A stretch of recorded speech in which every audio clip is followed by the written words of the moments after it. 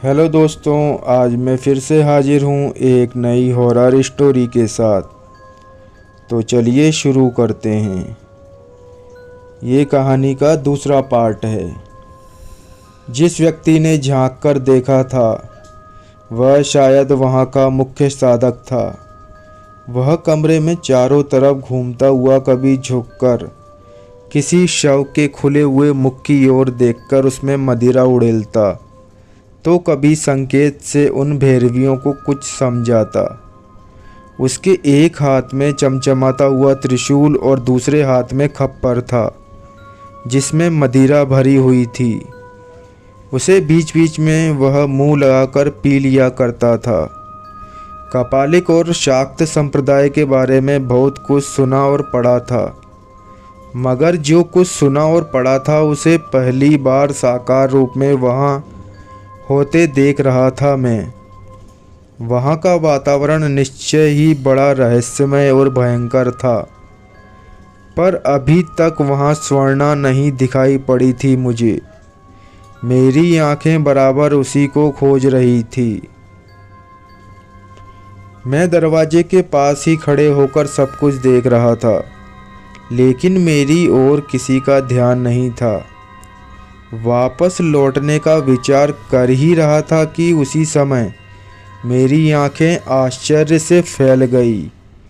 मेरी दृष्टि स्वर्णा पर पड़ी। वह कब और किधर से कमरे में आई समझ न सका। यदि वह दरवाजे से होकर कमरे में आती तो मुझे पता ही चल जाता। स्वर्णा के साथ एक नवयुवक भी था जिसे देखते ही पहचान गया मैं। वह राम अवतार नाम का ही युवक था जिसकी लाश को जीवित किया था पगली ने। मगर स्वर्णा के साथ कैसे पहुंचा वह?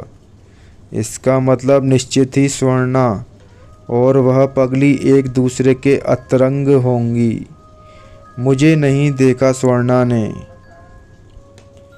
सबसे ज़्यादा आश्चर्य इस बात का हो रहा था कि स्वर्णा भी वहाँ पूर्णतया निर्वसन थी।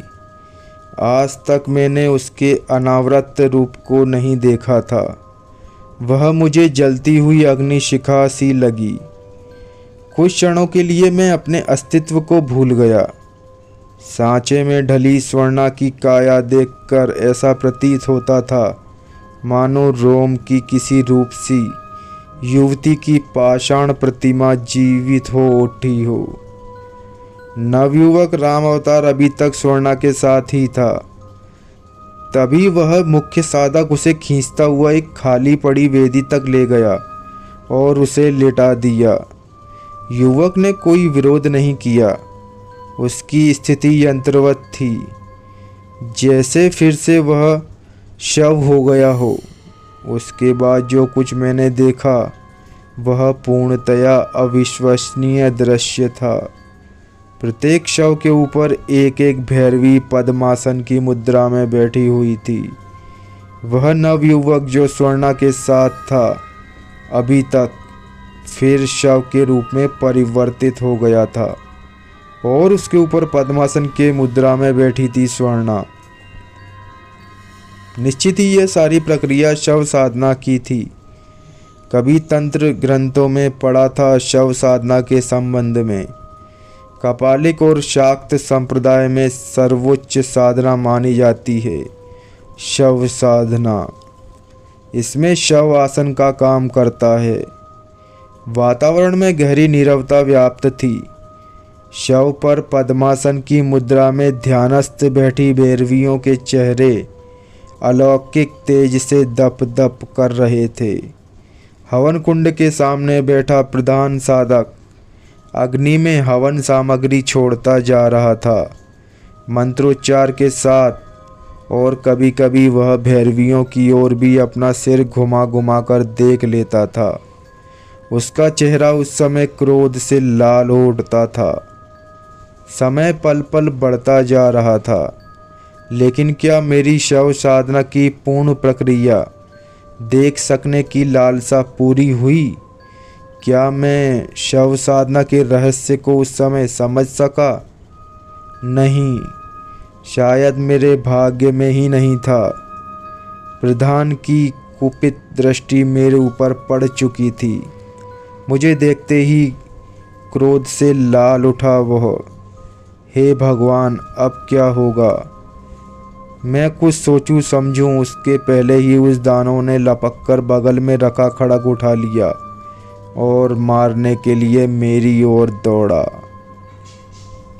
भय और आतंक से बुरा हाल हो रहा था मेरा। पलटकर भागना चाहा मगर भाग न सका। 2-4 कदम बाद ही औंधे मुंह गिर पड़ा और उसी के साथ चेतना शून्य हो गया। फिर कब तक रहा उस अवस्था में ये बता नहीं सकता, मगर जब मेरी चेतना लौटी तो मैंने अपने आप को एक सीलन भरी कोठरी में पाया।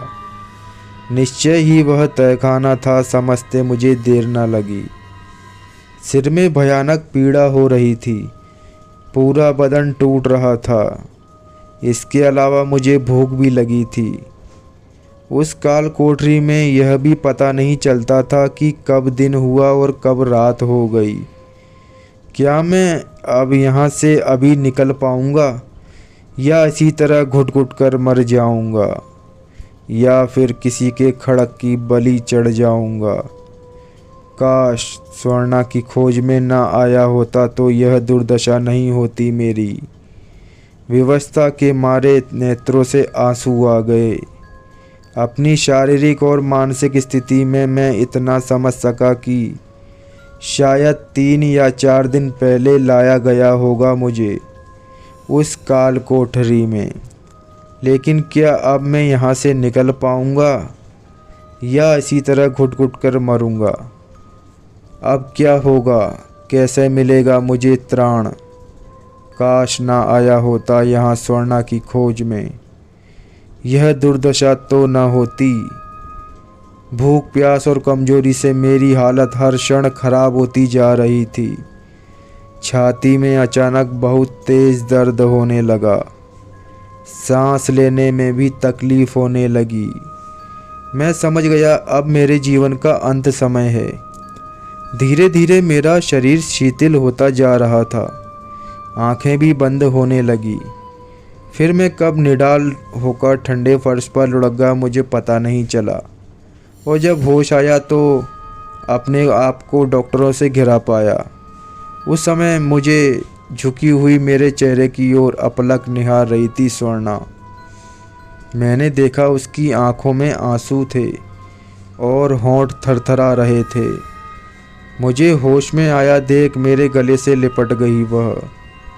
उसके आंसुओं से मेरा पूरा चेहरा भीग गया, और जब वह मुझसे अलग हुई तो उसकी आंखों में झिलमिल आंसुओं के मोतियों के अलावा एक ऐसा भाव भी था जो सिर्फ अपने अत्यंत निकट के व्यक्ति में ही होता है। उन झिलमिलाते मोतियों, थरथराते होठों और अपनत्व के भाव को देखकर मेरे मन के अंतराल में स्वर्णा के प्रति एक ऐसी कोमल और मधुर भावना अंकुरित हो गई जिसे व्यक्त करने के लिए मेरे पास शब्द नहीं। उस क्षण ऐसा लगा कि हम दोनों का बड़ा पुराना और घनिष्ठ संबंध है। भट्टाचार्य महोदय ने बताया, मैं कपालिकों के जिस साधना गृह में गया था वह अति ही प्राचीन है। वहाँ पहले नरबली होती थी, आज भी शायद दिवाली के अवसर पर होती है। पहले तो वहाँ किसी का जाना ही मुश्किल है, और यदि संयोगवश अथवा दुर्भाग्यवश कोई व्यक्ति वहाँ पहुँच भी गया तो फिर उसे बाहर नहीं निकलने दिया जाता है। साधना गृह की गोपनीयता बनाने के लिए उसकी वहीं पर बलि दे दी जाती है। क्या मेरी भी बलि दे दी जाती? मैंने हकलाते हुए पूछा। क्यों नहीं? इसलिए तो तुमको उस काल कोठरी में रखा गया था। अगर स्वर्णा ने अथक प्रयास करके तुमको वहाँ से ना निकाला होता तो आज मेरे क्रमशः सामने ना बैठकर किसी और ही दुनिया में होते तुम। यह सुनकर पल भर के लिए मैं स्तब्ध रह गया। फिर पूछा, अच्छा, तो स्वर्णा ने बचाया मुझे? मुझे नहीं मालूम था। स्वर्णा ने भी नहीं बताया मुझे। लेकिन वह क्यों निकाल कर ले आई मुझे? क्यों उसने मेरी रक्षा की? मेरी समझ नहीं आ रहा है। भट्टाचार्य महोदय भला इसका क्या उत्तर देते? वह मौन रह गए। मैं उठकर कालीबाड़ी से बाहर निकल आया। रास्ते में बराबर मैं स्वर्णा के ही बारे में सोच रहा था।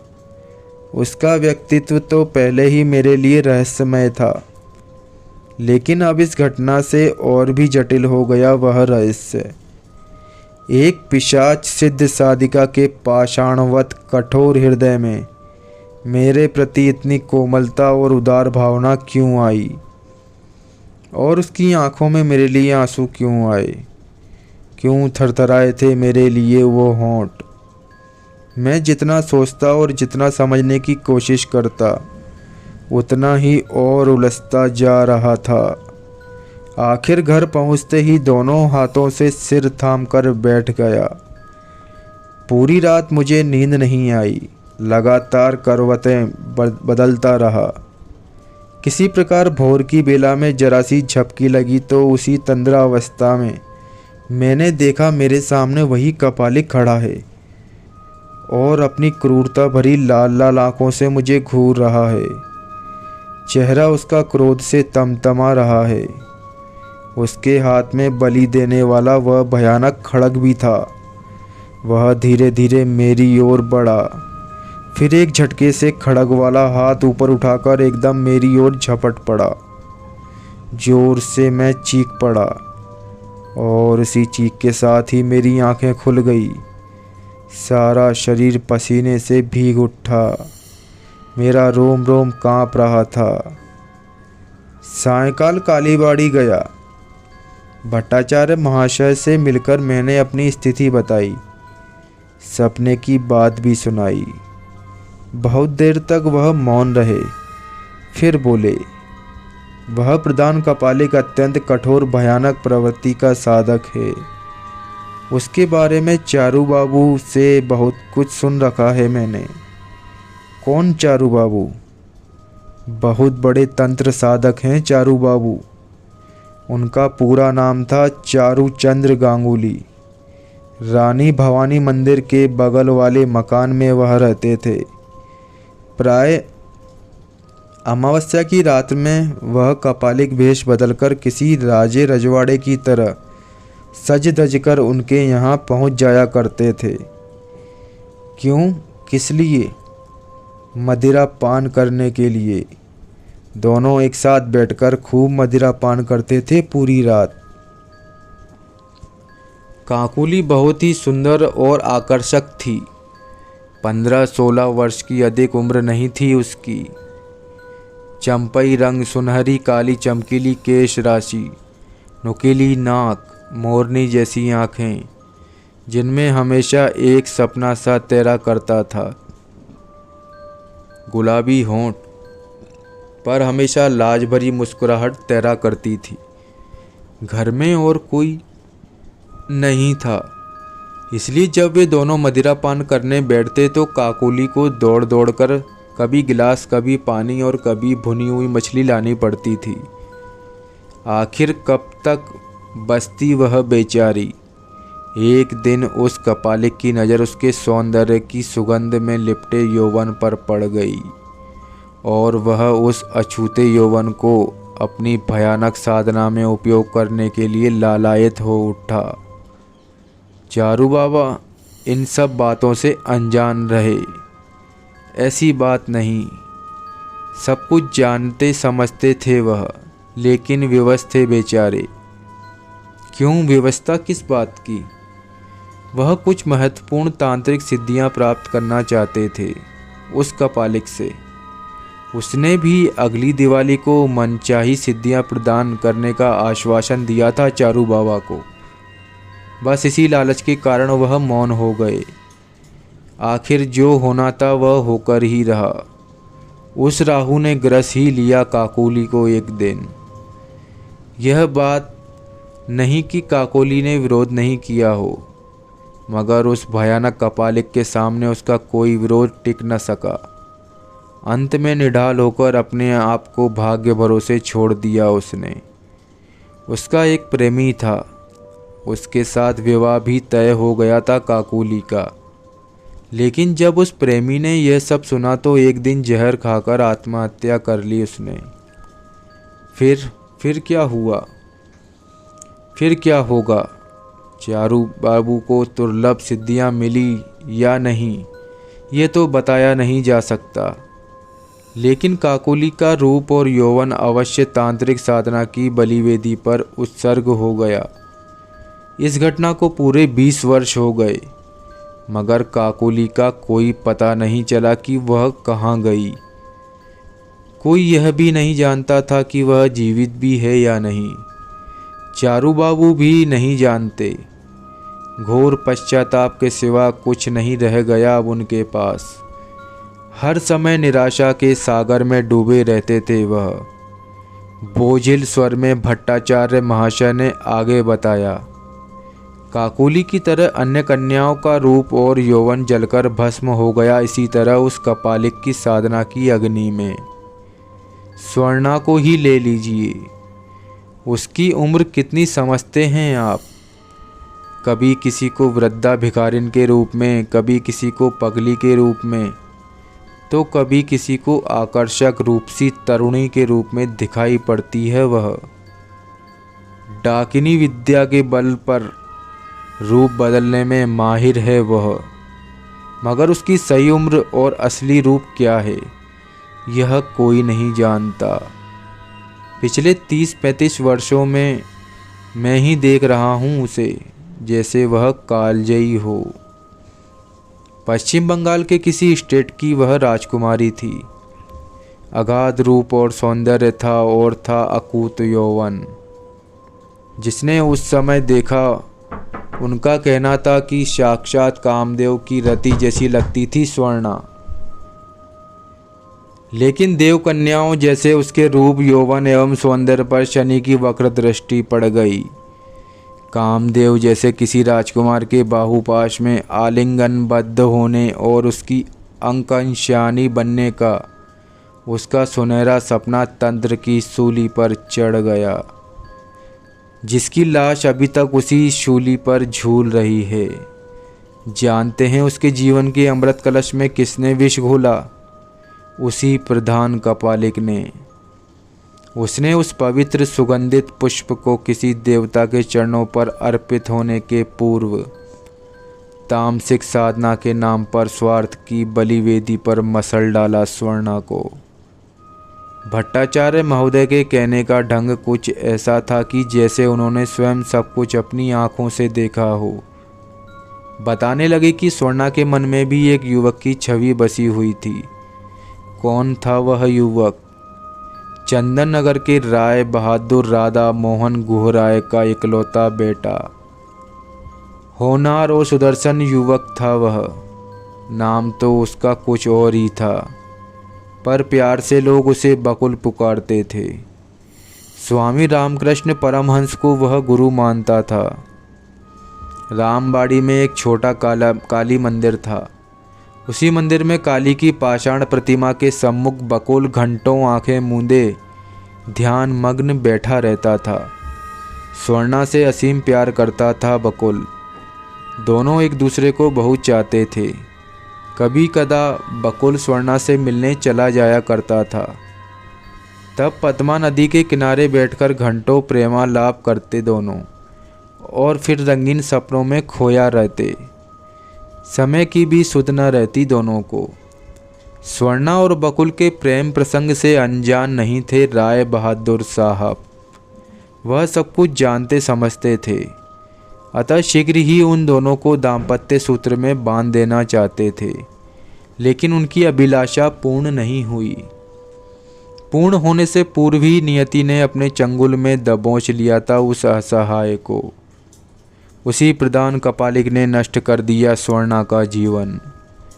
उन दिनों बंगाल के राज परिवार के लोगों ने अपने शत्रुओं को हराने के लिए बड़े बड़े राजतांत्रिक पाल रखे थे और उनसे भयानक तांत्रिक प्रयोग और अनुष्ठान करवाया करते थे। चंदन नगर के राज परिवार में भी एक राजतांत्रिक था। जानते हो वह कौन था? यही प्रधान कपालिक था।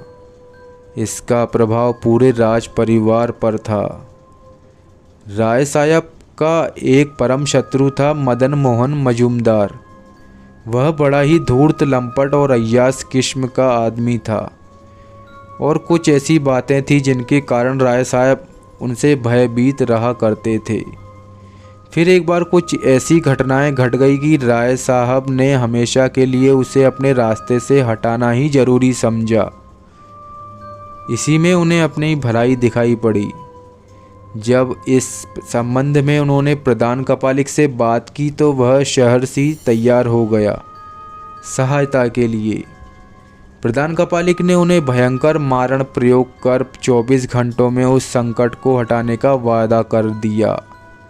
लेकिन उसने एक शर्त लगा दी, वह यह कि इसके बदले में उसे स्वर्णा दे दी जाए। स्वर्णा के रूप और यौवन पर उस प्रधान कपालिक की गिद्ध दृष्टि पहले से ही लगी हुई थी। उसे वह महाभैरवी बनाकर उच्च तांत्रिक साधना करना चाहता था। वास्तव में उच्च साधना के लिए स्वर्णा जैसी सुंदर अक्षत तरुणी मिलती भी कहाँ उसे। अवसर की प्रतीक्षा थी और वह अवसर उसे अब मिल रहा है, इसलिए उसे वह किसी भी कीमत पर गंवाना नहीं चाहता था। लेकिन राय साहब ने ये शर्त मानने से साफ इनकार कर दिया। फिर भी उस कुटिल कपालिक ने हार नहीं मानी, बराबर प्रयास में लगा रहा वह। आखिर कुछ दिनों बाद एक ऐसी घटना घट गई जिसके फलस्वरूप राय साहब को उस कपालिक की शर्त स्वीकार करनी पड़ी। इसकी चर्चा राय साहब ने जब स्वर्णा से की तो उसका गुलाब सा खिला चेहरा एकदम काला पड़ गया। आंखों से आंसू निकल पड़े, शरीर थरथर कांपने लगा उसका। पूरी रात रोती रही स्वर्णा।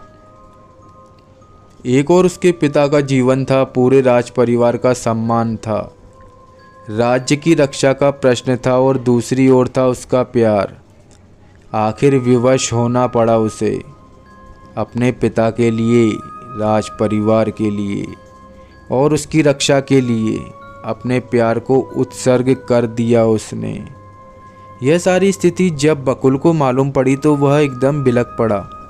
अपने प्यार का वियोग वह सहन न कर सका और काली मंदिर में जाकर उसने भीतर से कपाट बंद कर लिए और काफ़ी देर तक प्रतिमा के चरणों को पकड़कर रोता रहा। उसके बाद उसने सहसा बलि देने वाला खड़ग उठाया और दूसरे ही क्षण खच्च की ध्वनि के साथ उसका सिर कटकर धड़ से अलग हो गया। जब ये दारुण समाचार स्वर्णा को मिला तो वह विह्वल हो उठी, लेकिन अब वह बेचारी क्या कर सकती थी।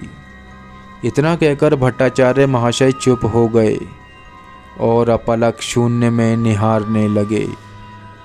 भट्टाचार्य महाशय के शब्दों ने स्वर्णा के अतीत की कथा साकार कर दी थी मेरे सामने।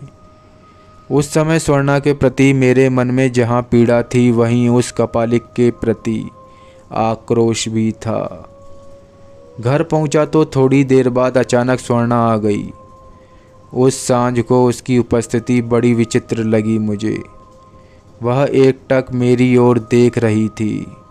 जीर्ण क्लांत चेहरा, शंख जैसा रंग, जैसा अजीब सम्मोहन भरी आँखें। क्या था उस दृष्टि में यह कह नहीं सकता। उसके विकर्ण चेहरे की ओर ताकते हुए मैंने कहा, तबीयत तो ठीक है ना? कहाँ थी इतने दिनों तक? पहले तो तुम मुझे आप कहना बंद करो। आज से भर्राए स्वर में स्वर्णा बोली। मुझे यह अच्छा नहीं लगता, समझे? तो क्या कहूँ? हंसकर मैंने पूछा। तुम मुझे तुम कहकर पुकारा करो। ठीक है, आज से तुम कहकर ही पुकारा करूँगा। चारपाई पर मेरे निकट बैठती हुई कहने लगी, तुम अभी तारानाथ भट्टाचार्य से मिलकर आ रहे हो ना? मुझे सब कुछ मालूम है, सब कुछ जानती हूँ मैं। बोलो क्या क्या बातें हुई उनसे? जब तुमको सब कुछ मालूम ही है तो मेरे बताने से क्या लाभ? नहीं, मैं तुम्हारे मुंह से सुनना चाहती हूँ। ठीक है, लो सुनो। मैंने सब कुछ सुना दिया उसे। फिर अंत में बोली स्वर्णा, एक ओर तुम्हारे पास असीम अलौकिक शक्तियाँ हैं और दूसरी ओर बकुल की तमाम यादें भी हैं तुम्हारे हृदय में। सचमुच तुमने बहुत बड़ा त्याग किया है। लेकिन एक बात पूछ सकता हूँ, क्या उस त्याग का मूल्य वे तमाम पैशाचिक शक्तियाँ भर ही हैं जिनका बोझ उठाए तुम न जाने कितने सालों से जिंदा लाश की तरह भटक रही हो काशी की अंधेरी गलियों में? सोचता हूँ यदि उन शक्तियों की अपेक्षा त्याग व प्रेम का मूल्य अधिक होता तो उन्हीं शक्तियों की सहायता से तुम अपना बदला ले लेती उस कुटिल कपालिक से। न जाने किस आवेश में कैसे इतना सारा बोल गया मैं, समझ में नहीं आया। स्वर्णा चुपचाप सुनती रही, कुछ बोली नहीं। उसकी आंखें डबडबा आई, फिर एक झटके से उठी और दोबारा मेरी ओर देखे बिना कमरे से बाहर निकल गई। मैं उसे जाते हुए देखता रहा, ना उसे रोका ना टोका। बाद में बहुत अफसोस हुआ, क्यों कह दी मैंने उसे चोट लगने वाली ये बात। नहीं कहनी चाहिए थी। पूरी रात व्याकुल मन मेरे लिए करवटें बदल रहा मैं चारपाई पर। कई दिन बीत गए, सप्ताह बीत गए, फिर महीने बीत गए। स्वर्णा नहीं आई। उसके दर्शन दुर्लभ हो गए। धीरे धीरे गर्मी का मौसम बीत गया। नील आकाश में अब काले भूरे बादलों के टुकड़े दिखाई देने लगे थे। कभी कभी रिमझिम बरसात भी हो जाया करती थी। उस दिन हल्की हल्की वर्षा हो रही थी। खिड़की के नज़दीक चारपाई पर लेटा हुआ आसमान में बादलों को देख रहा था मैं। फिर न जाने कब झपकी लग गई। उसी मन स्थिति में मैंने देखा, पद्मा नदी के किनारे बालू पर बैठा हुआ हूँ और मेरी गोद में सिर रखे स्वर्णा लेटी हुई है। उस समय निशब्द शून्य वातावरण में चांदनी बिखरी हुई थी। चारों ओर साएं साएं हो रही थी। अभिभूत दृष्टि से अपलक निहार रहा था मैं स्वर्णा की ओर। एक संपूर्ण नारी लग रही थी वह, मादक सौंदर्य, उन्मुक्त यौवन से भरपूर, ऐसी की देखकर एक बार किसी का भी पौरुष सम्मोहित हो जाए। सचमुच राजकुमारी सी लग रही थी स्वर्णा। सुर्ख रेशमी साड़ी, बिना बाहों का ब्लाउज, अति कमनीय मुख, कानों के पास तक खिंची काजल की पतली रेखा और शरबती आँखों में झलकती हंसी। नारी देह की उन्मादक गंध और अपरूप रूप का नशा। एक झटके से आंखें खुल गई मेरी। कोई दरवाज़ा पीटता हुआ कह रहा था, किवाड़ खोलो। उस समय भयंकर वर्षा हो रही थी। वही आवाज़ फिर सुनाई पड़ी, खोलो, दरवाज़ा खोलो, मैं भीग रहा हूँ, जल्दी खोलो। आवाज़ पहचान गया मैं। वह स्वर्णा की आवाज़ थी। झट से उठकर दरवाज़ा खोल दिया। प्रचंड वेग से हवा के झोंके बारिश की बूंदें लिए भीतर तक आ गए। उन्हीं के साथ स्वर्णा भी भीतर आ गई। भीगा आंचल हवा में फरफर उड़ रहा था। मैंने उसकी ओर देखा। राख जैसा रंग, बदहवास चेहरा, सूजी हुई आँखें, लगा जैसे कई रातों से जागी हो। आँखों के नीचे स्याह धब्बे भी दिखाई दे रहे थे। उसने बुझी बुझी निगाहों से मेरी ओर देखा, फिर विषण स्वर में कहा, मेरे सारे कपड़े भीग गए हैं, क्या करूं? पहनने लायक कुछ नहीं तुम्हारे पास? मेरे यहाँ साड़ी कहाँ मिलेगी? मेरी धोती है, वही पहन लो। मैंने खूंटी से अपनी धोती उतारकर उसे थमा दी। गीली साड़ी उतारकर उसने मेरी धोती जैसे तैसे लपेट ली अपने भीगे बदन पर। फिर मेरे बिल्कुल करीब चारपाई पर बैठती हुई धीरे से बोली, बहुत याद करते थे ना, रोज मेरी प्रतीक्षा करते थे, बोलो सही है ना? हाँ बिल्कुल सही है, अभी अभी तुम्हारा ही सपना देख रहा था। क्या?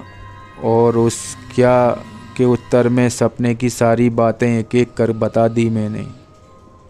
चुपचाप मौन साधे और मेरी ओर एकटक निहारती हुई सुनती रही मेरे सुनहरे सुंदर मोहक सपने की बातें। उसके सुंदर चेहरे पर कई भाव आए और गए उस समय। फिर नज़रें झुकाए न जाने क्या सोचने लगी वह। थोड़ा हंसकर मैंने पूछा, अच्छा ये बताओ इतने दिनों तक तुम कहाँ रही? क्या नाराज़ थी मुझसे? भला तुमसे क्यों होंगी मैं नाराज़? फिर थोड़ा रुककर वह बोली, तुमने मेरे सूखे नीरस वीरान जीवन में अमृत संजीवनी बनकर प्रवेश किया है। दीर्घ अंतराल के बाद जैसे मोहक सपना तुमने देखा वैसे ही मोहक सपना मैंने भी तुमको देखकर देखा है।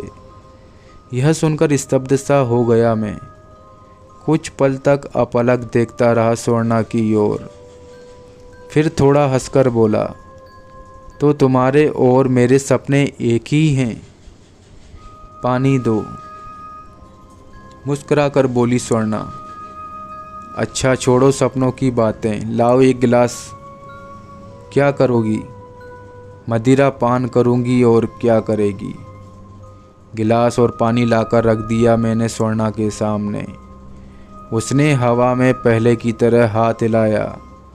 दूसरे ही क्षण पहले की तरह कीमती अंग्रेजी शराब की बोतलें उसके हाथ में आ गई और उसी के साथ आ गई रुचिकर भोजन के साथ एक थाली।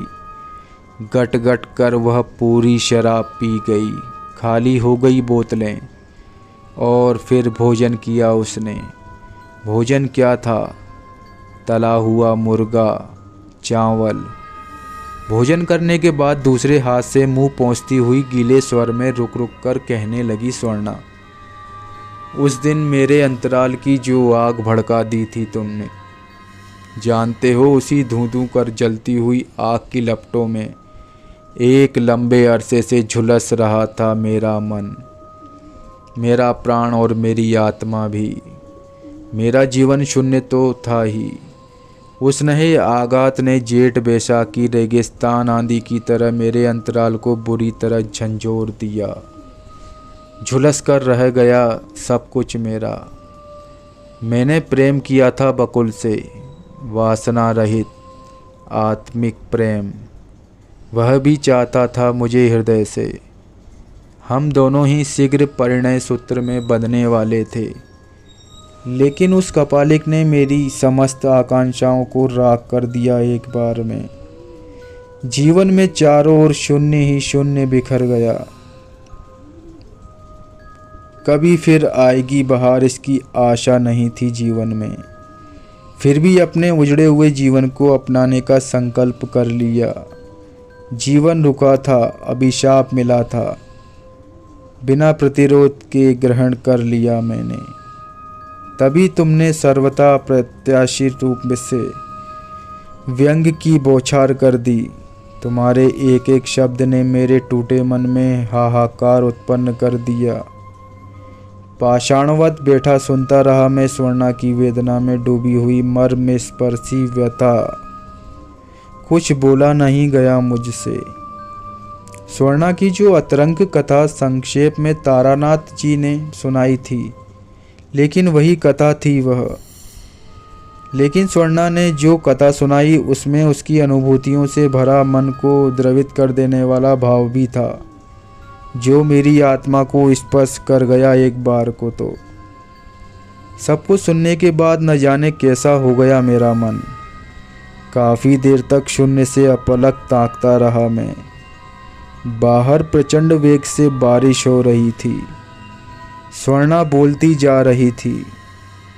मेरे अधिकार में एक सीमा तक भयानक तामसिक शक्तियां हैं और कुछ उच्च कोटि की तमोगुणी पैशाचिक आत्माएं भी हैं जो मेरे वश में हैं, जो मेरे इशारे मात्र से असंभव कार्य भी संपन्न कर सकती हैं। उनकी सहायता से कभी का बदला ले चुकी होती मैं, लेकिन ले नहीं सकी। मेरी एक व्यवस्था थी और आज भी वही व्यवस्था है। कैसी है वह व्यवस्था? कौन सी है रुकावट? क्या मैं जान सकता हूँ? क्या तुम मुझे बता सकती हो? कुछ देर तक मौन रही स्वर्णा। ऐसा लगा मानो अतीत की गहराइयों में कहीं खोकर निर्जीव हो गई हो वह। फिर घाटियों में गूंजती हुई सी उसकी आवाज़ कहीं दूर से आती हुई प्रतीत हुई। कहने लगी, तुमने उस गुप्त साधना स्थल की दीवारों पर टंगे नर कंकालों को देखा होगा। वही ऊंची वेदी पर भी वह एक नर कंकाल को पालथी मारे बैठा हुआ देखा होगा। उन्हीं टंगे हुए नर कंकालों में एक कंकाल बकुल का भी है। यह सुनकर आश्चर्य और भय से भर उठा मैं। आगे कहने लगी वह, हाँ, सभी नरकंकालों की आत्माएं प्रधान कपालिक के अधिकार में हैं। बकुल की भी आत्मा को उसने अपने कब्जे में कर रखा है। वह अदृश्य रूप से उन आत्माओं से काम लेता है। इच्छा अनुसार उनसे किसी को मृत शरीर में प्रवेश कराकर अपनी किसी भी आवश्यक अनुष्ठान को पूर्ण किया करता है। स्वर्णा बताती रही, इस कार्य में पगली काफ़ी सहयोग देती है उसको। कौन पगली? अरे वही पगली जिसने घाट पर सर्प के विष से मृत एक युवक को जीवित कर दिया था। उस युवक को मैंने साधना स्थल पर भी देखा था। वह भी तुम्हारे साथ। ठीक कहते हो। उस युवक के पार्थिव शरीर में उस समय उन्हीं में से किसी नरकंकाल की आत्मा काम कर रही थी। यह सुनकर स्तब्ध रह गया मैं। स्वर्णा बोलती रही, पद्मासन की मुद्रा में बैठा वह नरकंकाल जानते हो किसका है? तिब्बत के एक महान कपालिक जिसका नाम था मिलरेप। वह अत्यंत उच्च कोटि का तांत्रिक तथा शव साधक और तिब्बत के सियांग मठ का आचार्य था। लगभग 100 वर्ष पहले उसने मठ में ही समाधि ले ली थी। समाधि के समय उसकी आयु पूरी 180 वर्ष थी। भयंकर कपालिक शव साधक की सूक्ष्म शरीरधारी आत्मा अभी तक अपने कंकाल से संपर्क बनाए हुए है। प्रधान कपालिक का नाम तो अवश्य जानती होगी तुम? मैंने स्वर्णा से पूछा। हाँ, उसका नाम कालेश्वरानंद अवधूत। तांत्रिक मिलरेप का कंकाल कैसे मिला कालेश्वरानंद को? जब मठ के प्रांगण में मिलरेप के शव को भूमिगत किया जा रहा था, उस समय कालेश्वरानंद उपस्थित था वहाँ। फिर न जाने कौन सा खेल खेला गया कि कुछ ही समय में मठ का सर्वे सर्वा बन बैठा वह। मठ और उसमें रहने वाले लोगों पर पूरा अधिकार हो गया उसका। धीरे धीरे 2 वर्ष का समय बीत गया।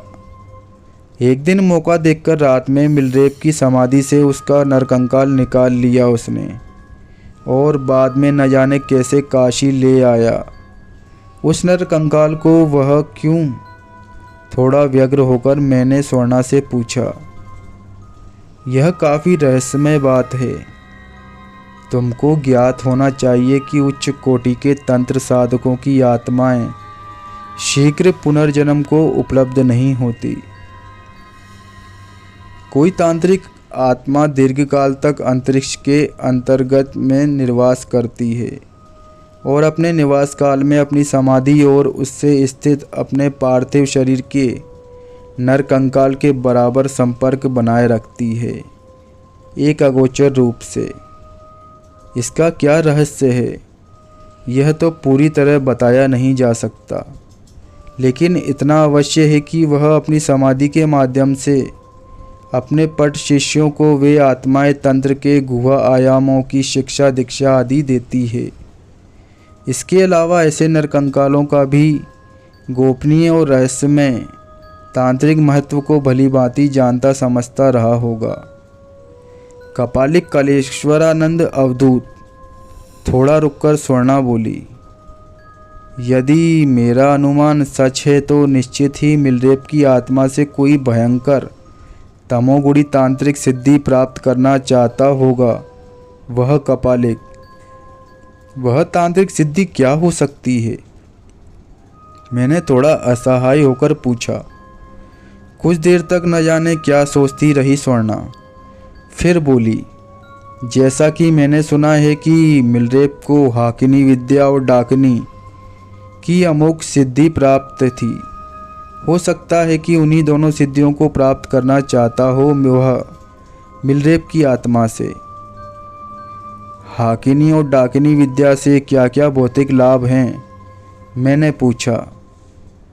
बहुत सारे लाभ हैं, थोड़ा मुंह बनाकर बोली स्वर्णा, और सामने रखी शराब को गिलास में उड़ेलकर गट गट करके पी लिया उसने। उल्टे हाथ से मुंह पोंछती हुई आगे कहने लगी, जानते हो तुम जो हाकिनी डाकिनी विद्या तंत्र की सर्वोच्च और अमोघ तमोगुणी विद्या है, इसलिए उसे ब्रह्मास्त्र विद्या भी कहते हैं। अति कठिनाई और परिश्रम से होती है यह विद्या उपलब्ध, सबके बस की बात नहीं। जिसे यह दुर्दश विद्या उपलब्ध होती है वह मानवेतर शक्ति संपन्न होता है। उसके लिए प्रकृति की सीमा से कुछ भी असंभव नहीं। नियति तो उसके अधिकार में नहीं होती, लेकिन प्रकृति एक विशेष सीमा तक उसके अधिकार में हो जाती है। अवश्य ही, इसमें संदेह नहीं। यह तो निश्चित है कि कपालिक को अनेक तांत्रिक सिद्धियां प्राप्त है। कौन कौन सी तांत्रिक सिद्धियां प्राप्त है यह तो बता नहीं सकती, लेकिन इतना अवश्य मैं जानती हूँ कि काल और उसके प्रभाव पर उसका अधिकार अवश्य है, और इसी कारण इतनी लंबी आयु हो जाने के बाद भी युवा बना हुआ है वह। यह मैं नहीं कहती कि काल के प्रभाव से वंचित है। काल का प्रभाव पड़ता है अवश्य उस पर, लेकिन शनै शनै। सब कुछ सुनकर मैंने कहा, कल्पना से परे बड़ी ही आश्चर्यजनक और साथ ही अविश्वसनीय बातें हैं ये। इससे भी अधिक आश्चर्यजनक और अविश्वसनीय एक और बात है, और वह यह है कि मिलरेप की एक भैरवी भी है जिसका नाम है नागगंधा। आज भी जीवित है वह। इस समय उसकी आयु लगभग 250 वर्ष से कम नहीं होगी। वह भी कालजयी है। इतनी लंबी आयु होने पर भी वह नवयुवती सी ही प्रतीत होती है। तंत्र शास्त्र की कई अमोघ और दुर्धर्ष विद्याओं का ज्ञान है उसे। बहुत बड़ी शव साधिका भी है वह। शव सिद्धि है उसे। इन सब के अतिरिक्त योग तंत्र की अमोघ गूढ़ और गुह्य विद्या धूमावती विद्या की भी सिद्धि है उस महाभैरवी को। फलस्वरूप किसी भी क्षण आवश्यकता पड़ने पर कोई भी रूप बदल सकती है। कभी कभी तो लोमड़ी, सियार, कुत्ता आदि पशु, तोता, नैना, मुर्गा आदि पक्षियों के रूप में भी अपने आप को परिवर्तित कर लेती है। कपालिक कालेश्वरानंद उसे अपना परम गुरु मानता है। वह तांत्रिक शिष्य है उसका। पहले असम की ब्रह्मपुत्र नदी के किनारे किसी निर्जन में रहती थी वह कालजयी भैरवी। लेकिन सुना है कि अब वक्रेश्वर के महाशमशान में विभिन्न रूप धारण करके विचरण करती थी वह। उसको समझ पाना और पहचान पाना अत्यंत कठिन है। सच पूछा जाए तो उसी की मानवेतर शक्ति की सहायता से तांत्रिक सिद्धियों का तमाम खेल खेलता है वह नर पिशाच। एक बात पूछ सकता हूँ? पूछिए। तुम उस पिशाच के चंगुल में क्यों फंसी हुई हो? उसने तो तुम्हारे नारित्व को कभी का निचोड़कर बलि दे दी अपनी साधना की वेदी पर। अब क्या शेष है?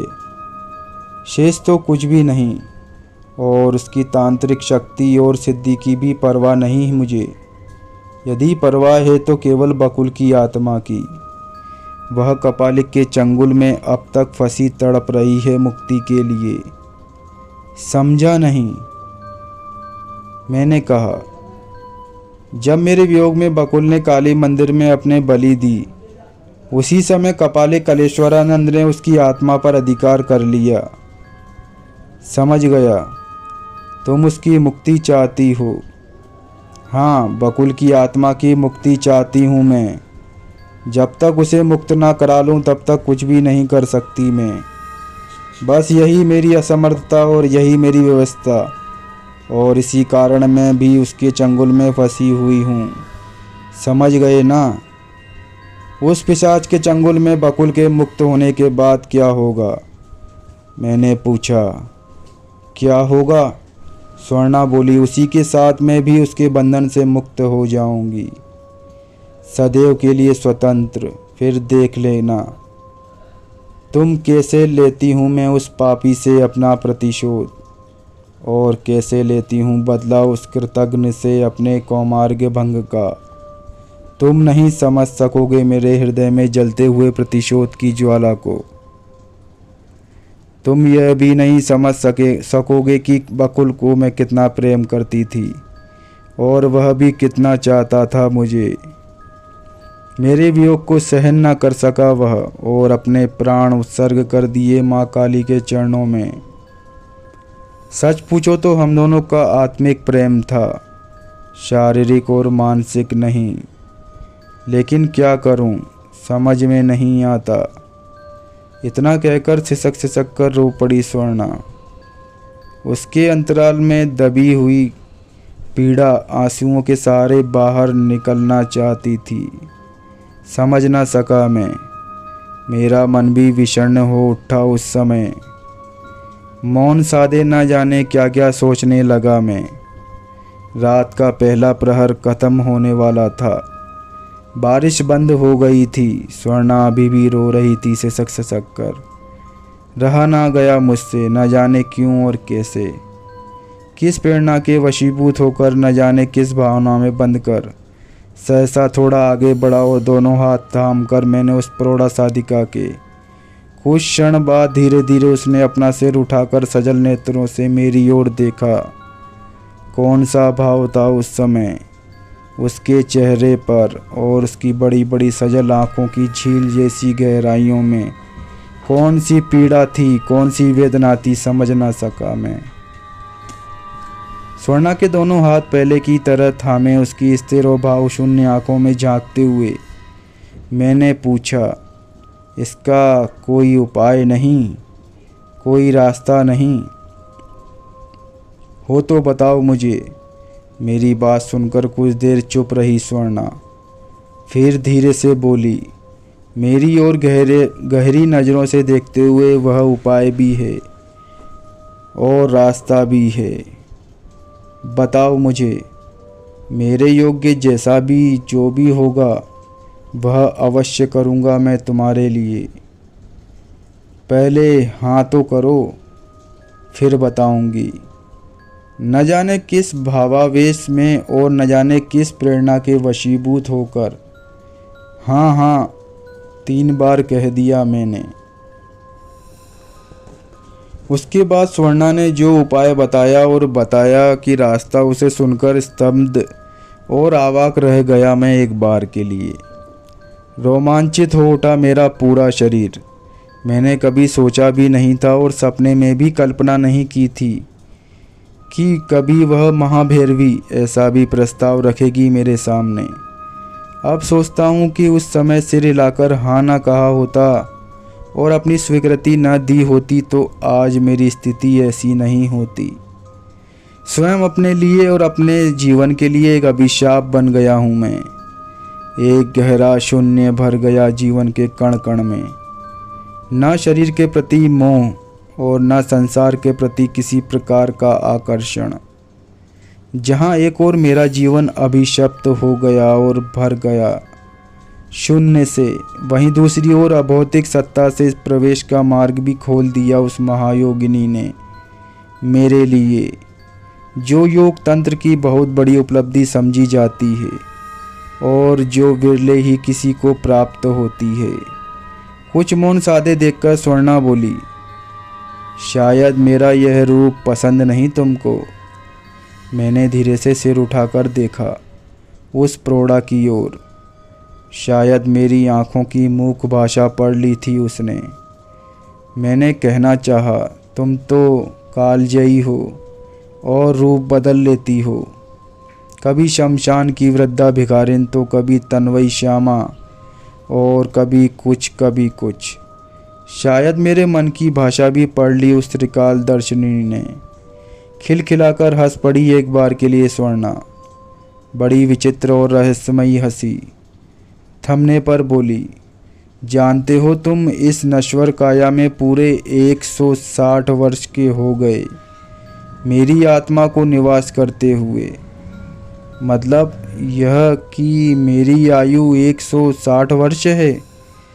थोड़ा रुककर वह बोली, मैं नाग विद्या तो नहीं जानती, लेकिन धूमावती विद्या अवश्य जानती हूँ, जिसकी शक्ति से अपनी इच्छानुसार अपने रूप को बदल सकने की सामर्थ्य है मुझ में। लेकिन वह रूप तो स्थायी नहीं होगा। मेरे इस प्रश्न के उत्तर में स्वर्णा ने कहा, रूप का स्थायित्व अपने मनोबल और अपनी इच्छा शक्ति पर निर्भर है। इस समय मेरी अवस्था कितनी लग रही है तुमको? बस यही लगभग 40-50 के बीच। अच्छा, अब बताना।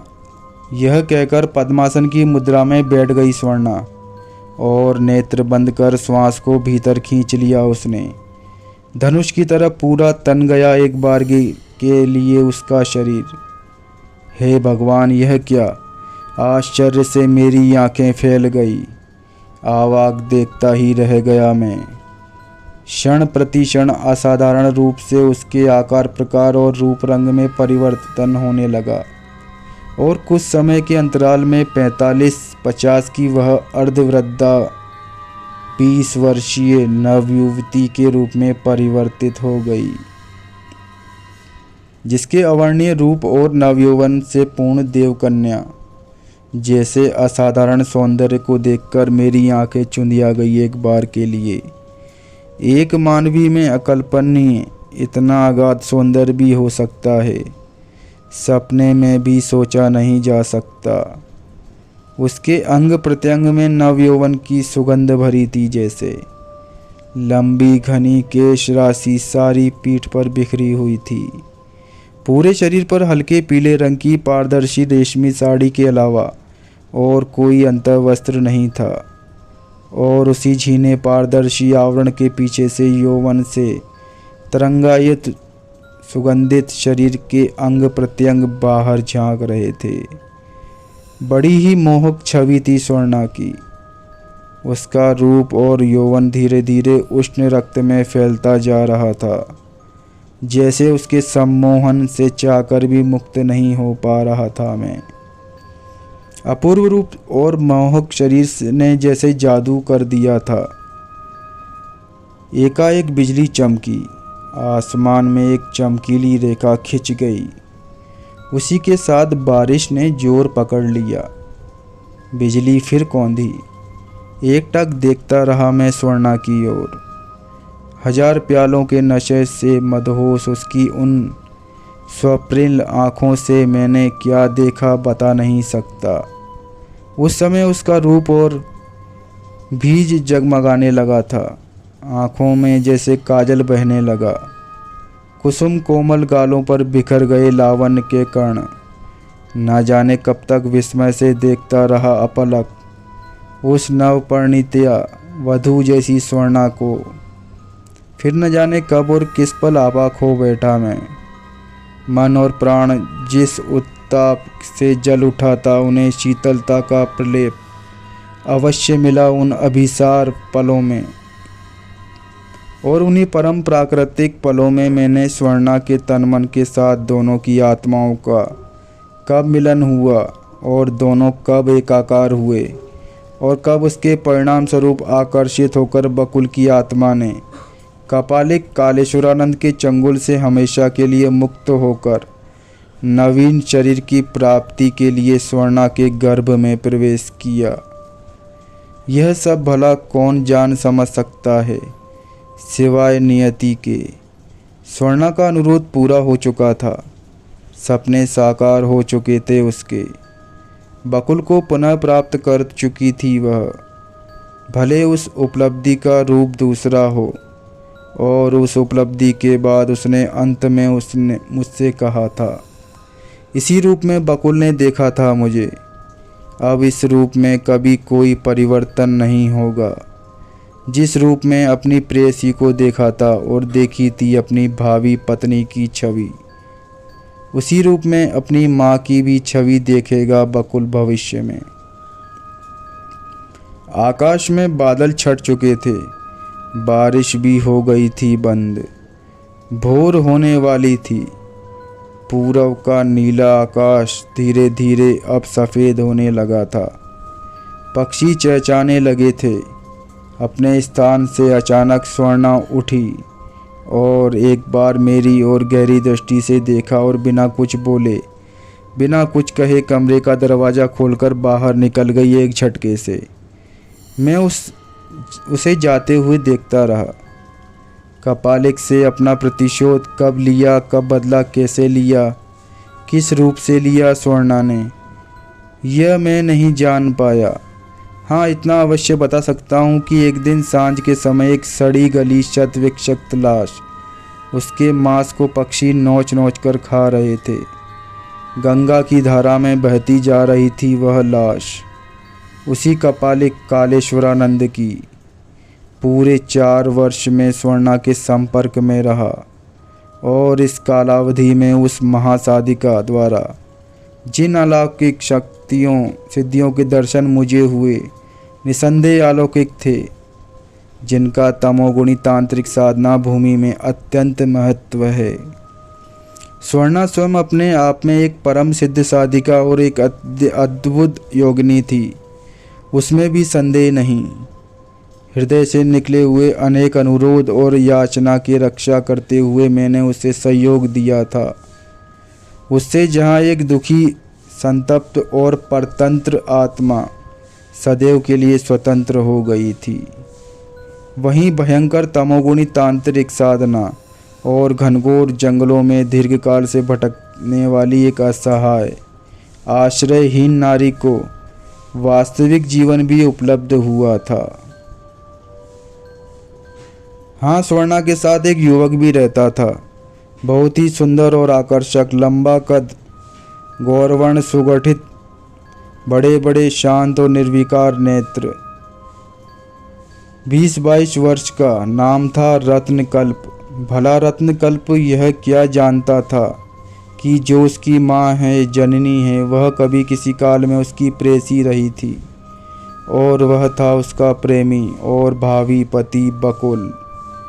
कैसा है नियति का चक्र और कैसा है प्रकृति का खेल, कोई नहीं जानता। अपनी हिमालय यात्रा काल में स्वर्णा और रत्नकल्प से मेरी भेंट हुई थी। गौरी शंकर पर्वत की एक गुफा में दोनों रहते थे। दोनों को देखा था तो देखता ही रह गया, कहीं कोई अंतर नहीं, वही लावण्य और वही नारी सुलभ आकर्षण।